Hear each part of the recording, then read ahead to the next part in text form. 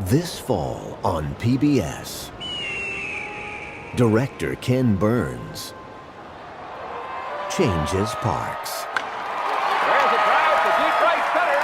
This may be gone. Home run. The Red Sox win. Don't miss the all-new 10th inning of baseball, coming this fall only on PBS. Hello, everyone, and welcome to the Not Content Podcast. My name is Jerome Cuson. Here tonight, we are going to finish our conversation about Ken Burns' baseball, as we will be around the 15th anniversary of when this came out. We will be discussing the 10th inning, the 4-hour addendum to the 9 innings that aired in 1994. Lots to discuss there. Of course, you can follow us on YouTube. Please leave a 4 or 5-star review on Spotify to get those algorithms going. If you are watching us on YouTube, then please like and subscribe. Click the bell icon for notifications. And as always, Brian, we are going to be continuing our conversation on movies and TV.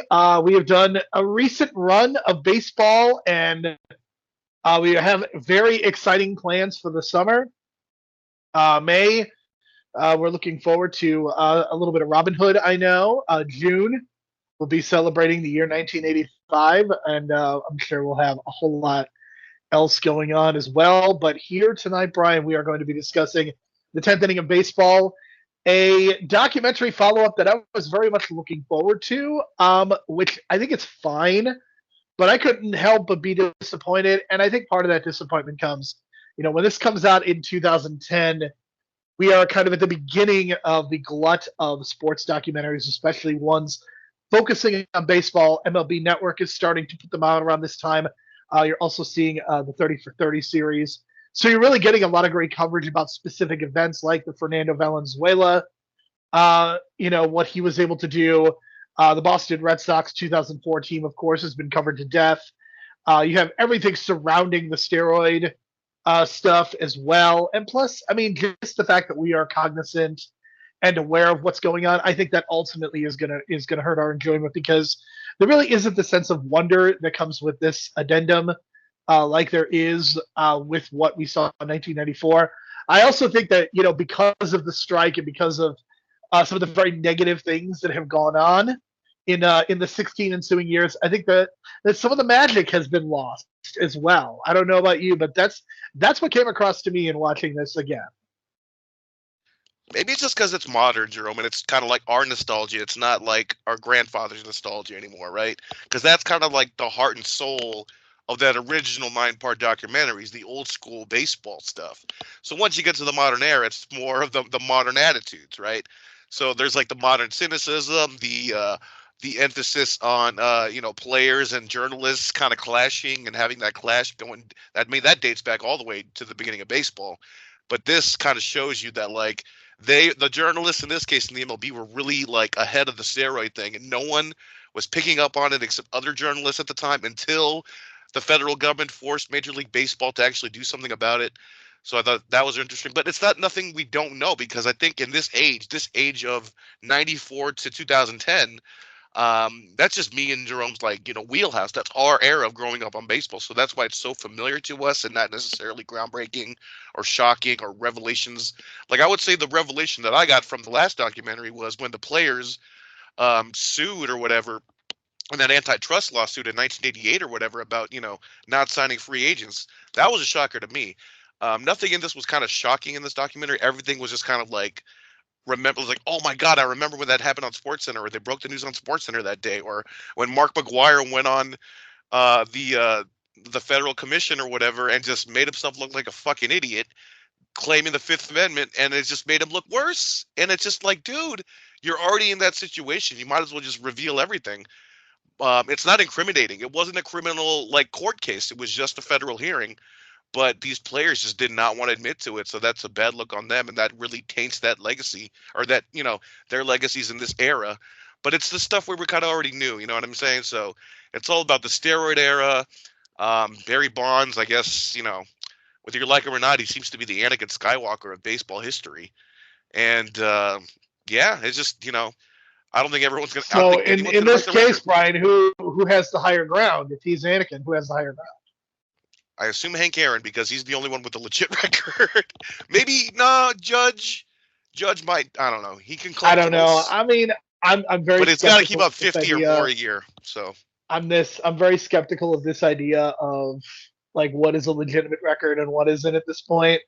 I think it's just kind of been bastardized, and I don't necessarily think that it's certainly not Henry Aaron's fault. I think that he is somebody who is worth respecting, even if he doesn't have the record. I think his level of consistency as a ball player stands above almost anyone else, and certainly should never be forgotten. His contributions to the sport and what he did for the sport. But when I think about this entire era, of course, this is when I'm becoming a baseball fan and maturing and becoming a White Sox fan, which certainly has its own perils. And that team, the 2005 team, does not get any coverage really in this documentary, and that's a little concerning to me, just because that 2005 World Series has been ignored, and it's very disrespectful to me. Of course, I'm biased, but I mean, you look at what that team did. You look at the fact that in the American League Championship Series, there were 4 complete games, and you will never ever see that again. You will never see 4 consecutive complete games in a postseason series again, and it happened in 20 years ago. That will be the last time. This is the 20th anniversary, and it's I understand covering the Boston Red Sox. I mean, what they did in 2004. Nobody had ever come back from that situation of being down 0-3 in the history of baseball, and the fact that they did it is really special. And they certainly deserve a lot of coverage at this point. I think it's almost been overblown, just because I think that team gets so much airtime. Multiple documentaries have been made about that team at this point. But you also think about like the 2001, what happens after 9/11. And I mean, look, again, that is a really important thing. But again, we come back to this idea of them being very New York and Boston centric, and you do get some additional play with San Francisco. But I think that part of the issue, the funny thing that happens is that they talk about San Francisco and kind of how they haven't won a World Series in forever, and then they win like 3 World Series in the span of 6 years.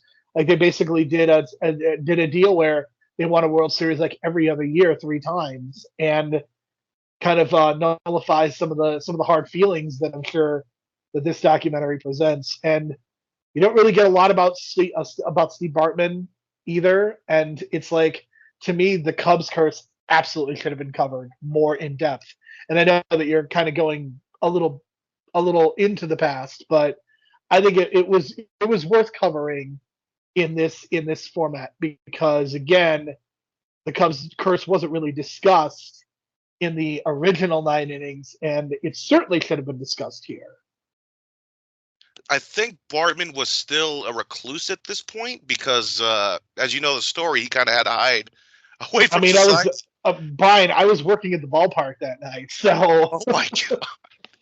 Oh my god! Did he need an escort, like a police escort? I wasn't close enough to know, but I know he was. Yeah, I think I remember police escort. He was in the detention cell. Oh my god!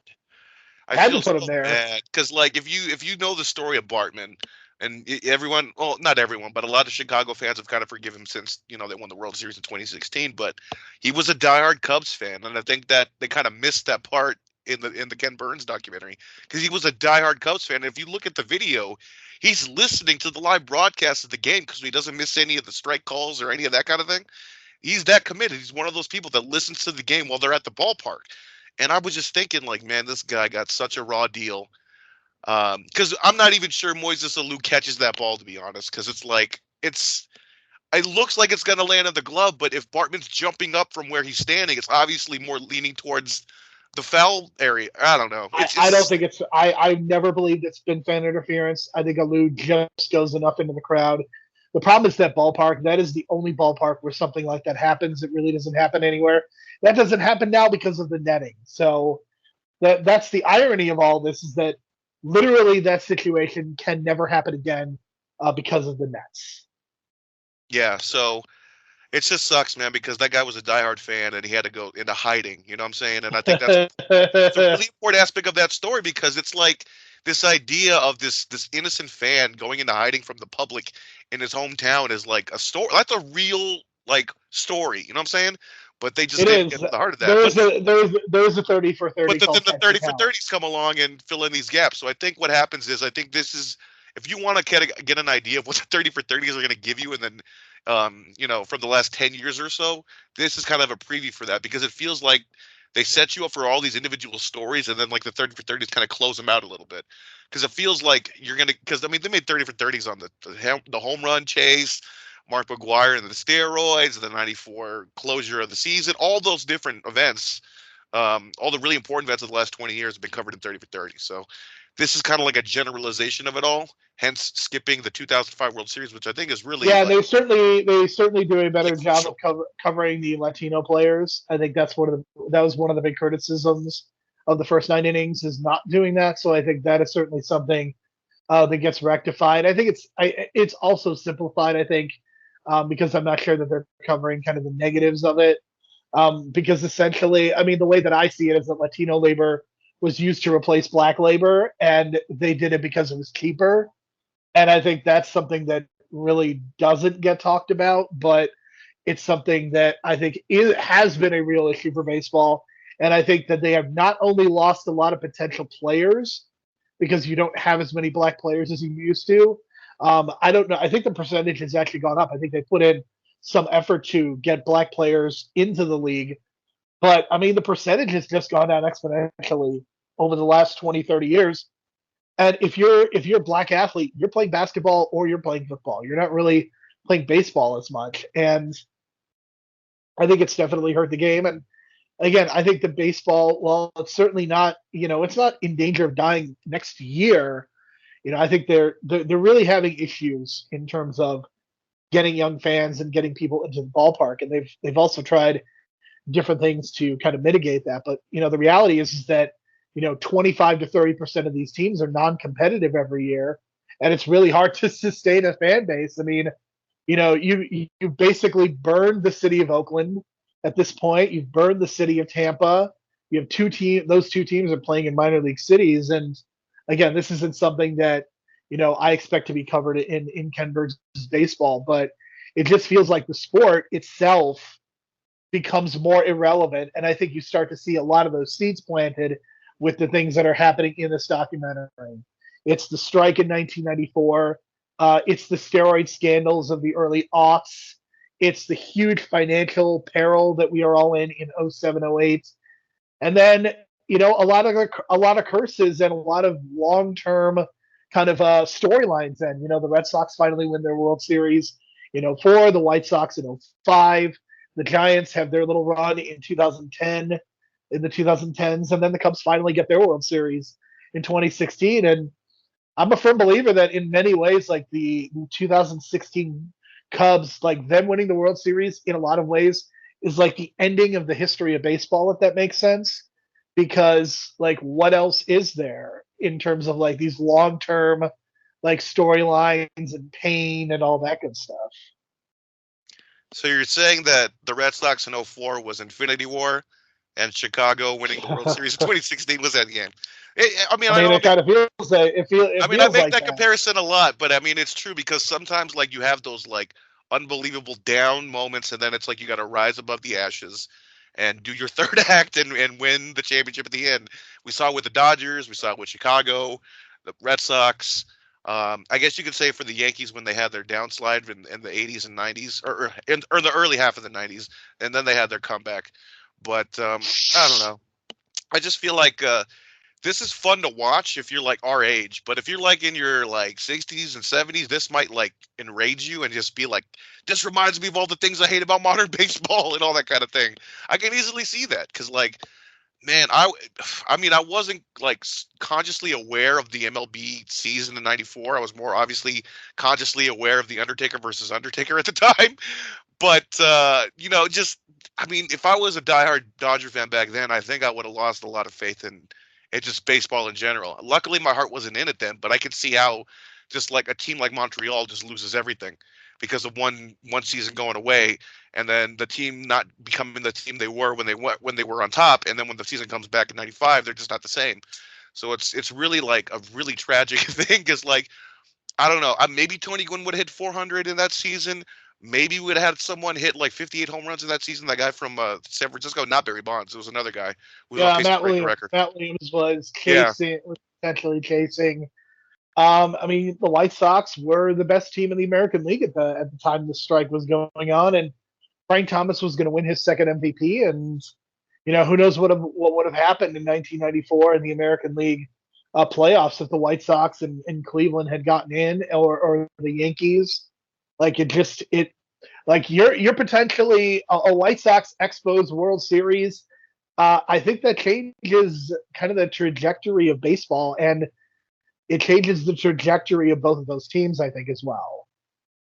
Yeah, it's a big what if, but I think that was a big part of the early part of this part of the documentary, and it was really important because I mean, obviously they didn't cover it in the original because when this aired or the original aired, that's when the strike hit, which is that big irony I talked about when we talked about it last year. So it's really unfortunate, but baseball did bounce back obviously with the home run chase and everything. I remember that.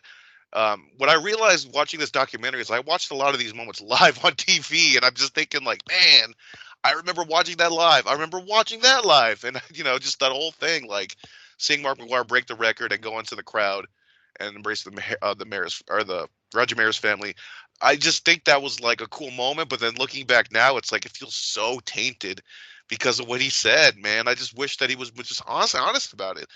It feels Bonds is more honest about it, even though he just kind of answers things in circles, like.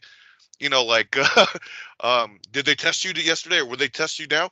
Baseball can test me anytime. It's like he's going around, the actual answer of him doing steroids and just comes up with any other answer to kind of question the journalist asking him the question. So it's this kind of conflict that Bonds always had with the media that I think that at least this documentary got well, because I do feel like he was always conflicted with the media in terms of answering these questions. I mean, I think the biggest issue is McGwire hasn't really addressed his part in it, and like the funny thing is that he's been a coach in professional baseball, and it's a very unusual situation. Sammy Sosa, things did not end well with the Cubs at all, and he just came back into the fold this year. I believe they're going to be doing. I don't know if they're doing like a number retirement ceremony, but like he was at the convention this year. Like he's actively, like he did a non-apology apology basically to kind of ingratiate himself back into the Cubs. And it had less to do with steroids and more the way that things ended with him in 2004.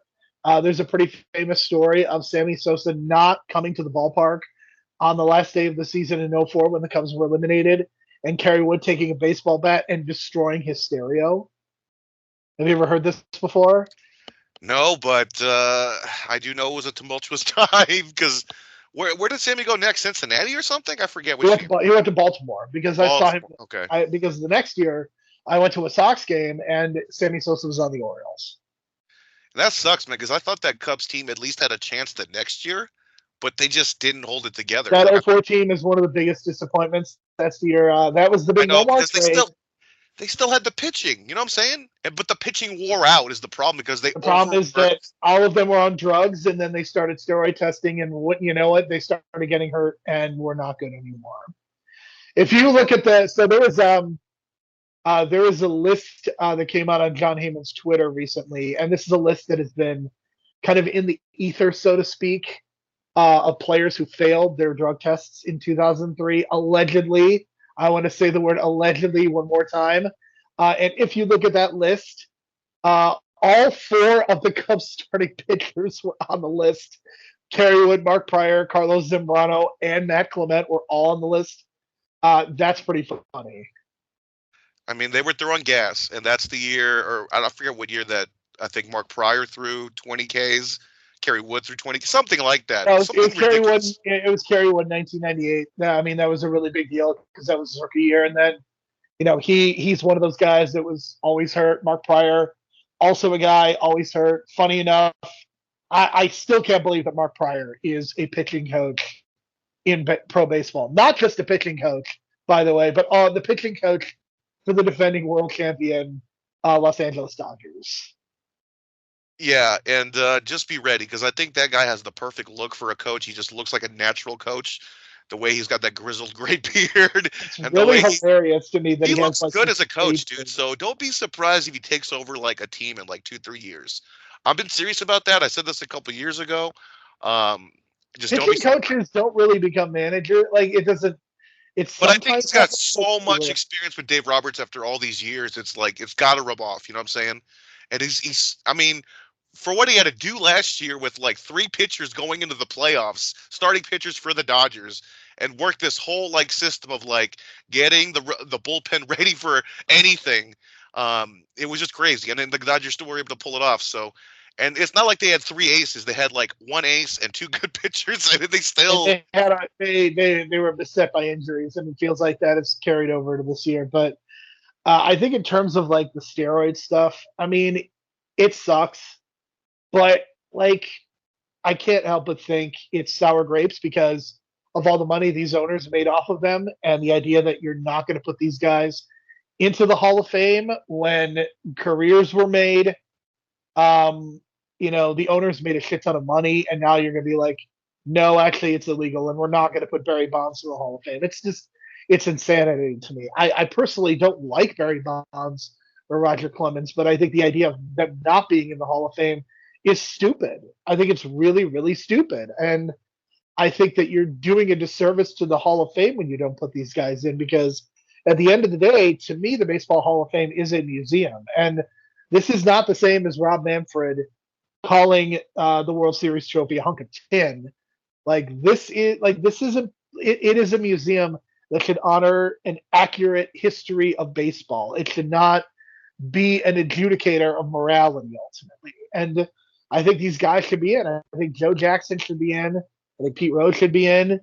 And I think the only thing that you could do is put on their plaques what they did and why it took them so long to get in. But I think the idea of not putting them into the Hall of Fame is absurd. And I think it's really hurt the quality of the Hall of Fame ceremony as well because you're not getting these A plus players in there like there's just a girth. There's been a dearth of them the last few years, and it's really unfortunate.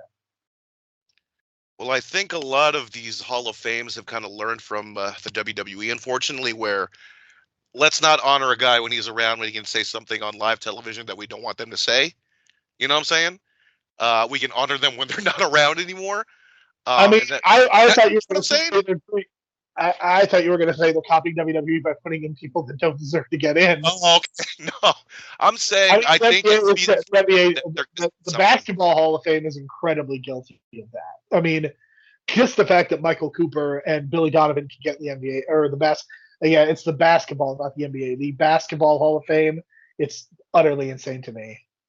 Yeah, well, I'm thinking is like I think MLB's just scared. Like, imagine, okay, Jose Canseco, he's probably not really a Hall of Famer, right? But let's just say he was going into the Hall of Fame. Imagine his speech and what he would say.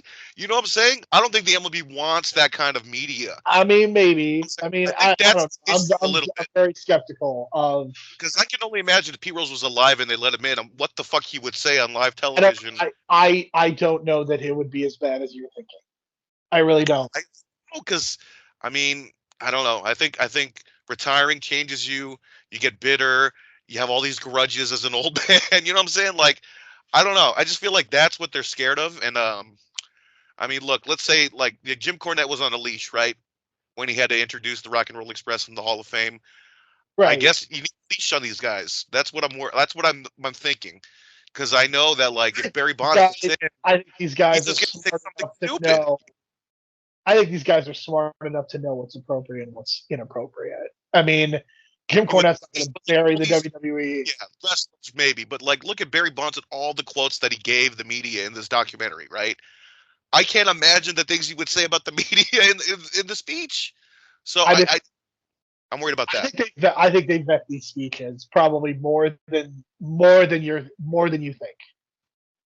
We'll see, because I think that's the issue. I mean, if I'm if I'm the commissioner of the MLB, that's the big worry that I have, is these guys going off script and just saying whatever they want and trying to tarnish. Like, you tarnish my legacy. Here's what I really think about things. You know what I'm saying? Like, that's my worry. Like I That's said, I'm very skeptical of that. But who knows? Who knows, man? Like, I mean, otherwise, I say let them in. You know, it's fine. like, Let them in. I don't know what the right answer is. Like, that's the thing. Is that at the end of the day, I don't know that putting them in is great, but I don't think leaving them out is great either. We're just it's a terrible situation for everybody involved, and that's the bottom line. Yeah, and I think maybe, I don't know, I would say a fan vote, but that makes things worse because we know it's far worse than the NBA All-Star game now. That's not going to work. It's tough, man. I mean, everything is kind of relied on the sports writers. So I don't know what the solution is at this point. I don't know that the sports writers are necessarily the best judges either. I don't know. I just think we need to rip the Band-Aid off at some point and just put these guys in. Like, if you want to do it in 1 year, just be like, you know what? Just put them in. Let's get this over with. Let's put in Jackson, Rose, Clemens, Bonds. Let's just do it. I mean, I think it's absurd that these guys are not in the Hall of Fame.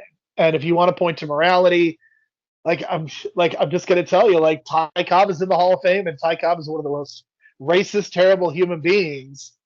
And should he be in the Hall of Fame?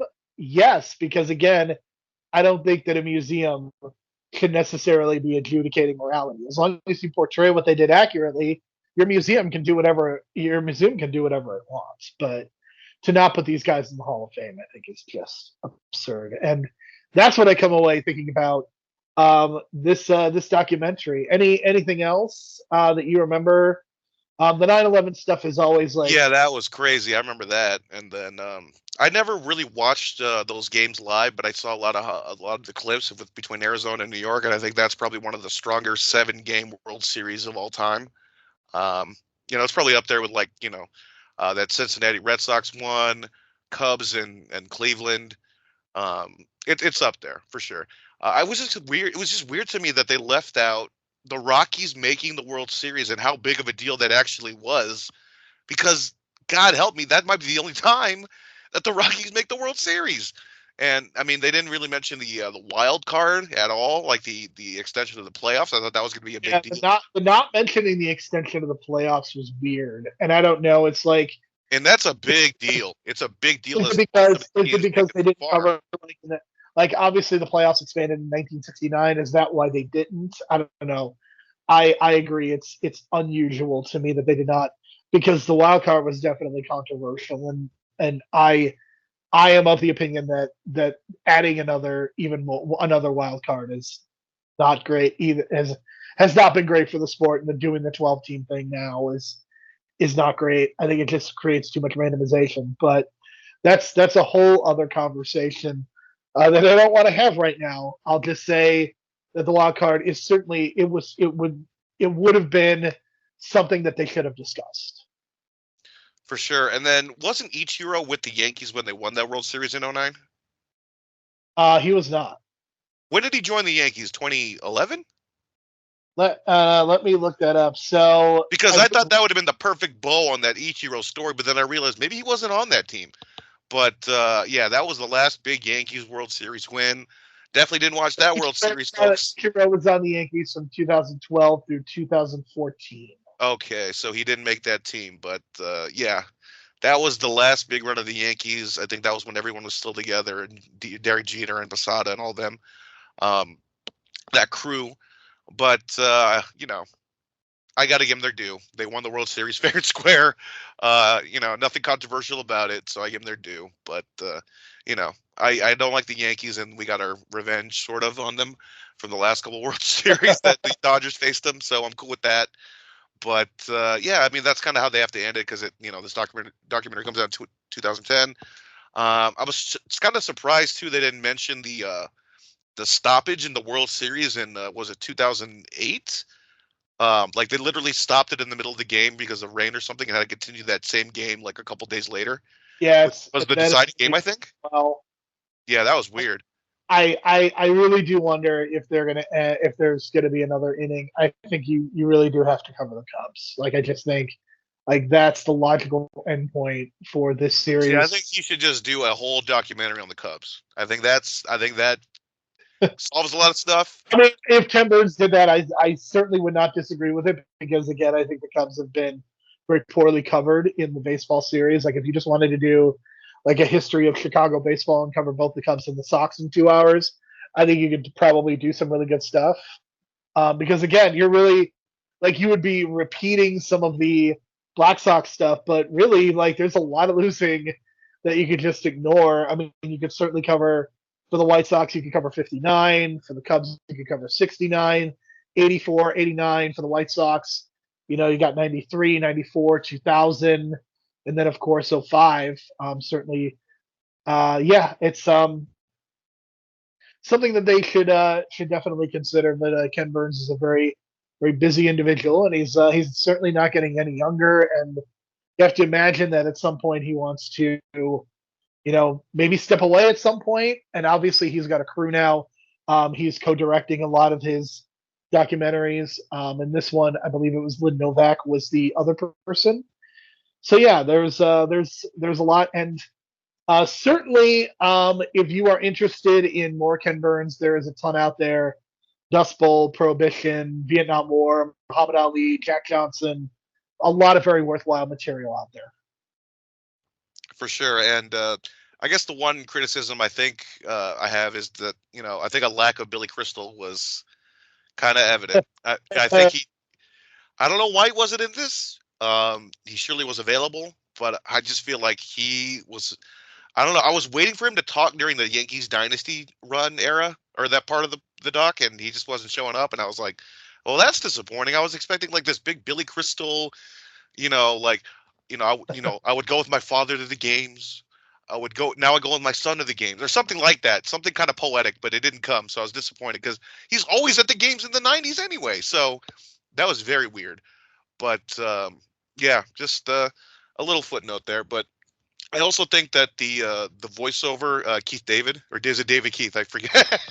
It's Keith David. Keith David. He did a great job. I was just kind of like taken aback because I was like, oh, this feels like they're doing just the Jackie Robinson thing, or Jackie Robinson kind of just used this tone and kind of, Has done has narrated some of the other ones as well. Yeah, I just don't remember him in the original run, but I guess the original run was more focused on narrative from like letters and stuff from the past. So, but other than that, it was really cool to see that that Boston fan. I forget her name, but she was in the original documentary talking about Doris Kearns Goodwin. Yes, and then the big Boston fan, and then talking about in the original documentary talking about Game 7 and 6 with Cincinnati, and then living the moment in 2004, every single moment like I did. That was incredible. They kind of missed the part where like there was like an off day, or not an off day, but a rain out during that series between Boston and New York in 04 that I think really helped the Red Sox in terms of resting their pitchers and killing the momentum of the Yankees. Because if you look at that, the Yankees didn't really score that many runs after that point. They scored like maybe 4 or 5 each game, but Boston was just like that's when cold and they didn't have the pitching. That was the problem. Fun fact: but two of the Red Sox fans, Mark Barnacle and Doris Kearns Goodwin, both accused of plagiarism at some point in their writing careers. So that's fun. Hey, at least you told the good story in the documentary. That's all that matters for me at this moment. But that's a whole other issue. But it was really cool to see her come back and kind of like, continue the Red Sox story and close it out. And I don't know if you remember this, Jerome. Do you remember that Nike commercial that played after the Red Sox won the World Series, and it just showed like the same seat at Fenway and each generation of a family sitting in the same seat? That is a very good commercial, and it feels like that's one of the last good sports commercials that was made, because I don't feel like we get good ones we don't get good ones. Yeah, I thought that was a really cool thing, and then Nike kind of did something similar last year with the Dodgers one and did the whole end credits Hollywood style with "I Love LA," and I just started crying. But that was really cool. But I think that Nike one in 04 was like so touching and so perfect for that moment. But that was a really cool time in history. It was. So that's really all I have to say about the 2010 baseball. I think it's good. I don't think it's great. I am very much looking forward to next week, though, and I know Brian is as well. Brian's going to be getting the Kleenex out to get very emotional. What are we doing next week? We're talking about the man, Fernando Valenzuela. He was kind of like MIA in the Ken Burns documentary during the 80s portion, which was shocking. So we're going to give him the full treatment, 30 for 30. I think it came out in 2014, 2013. Fernando Mania is the title, but they really got the story down. And I don't know. I was taken aback when I forget who made the statement, but in the 10th inning doc, they said that Sammy Sosa was bigger than Fernando Valenzuela in his heyday, and I was taken aback. But I just had to compose myself and think, okay, I guess it's two different countries. But in terms of Fernando Mania, I don't know, man. That felt like a bigger deal. But Sammy Sosa got the prime time slot on TV all the time when he was doing the home run chase, which is why he became a household name. So it's very, we can discuss that next week. But I feel like Fernando has a longer lasting legacy now when he worked with the Dodgers in terms of like being the sports or being a commentator for all those years for Dodgers TV on the Spanish stations. So there's a big history with Fernando. So we'll talk about him next week and how much he influenced the game, bringing Mexicans to the ballpark in LA, which is a huge deal and kind of transformed the look of the Dodger crowd over the 80s and the 90s, and now it's become a predominantly Latino crowd, but it didn't always start that way in Dodger Stadium in the 60s, obviously, so that's a big change. Yeah, it's pretty shitty history. Well, we can talk about the history of Dodger Stadium as well, I guess, if you want to talk about that really. I don't know if that's in the doc, but a lot of people had to get kicked out. I believe that it is, and we'll get to that next week. For sure. All right, for Brian, I'm Jerome. Thank you so much for listening. We'll talk to you again next week.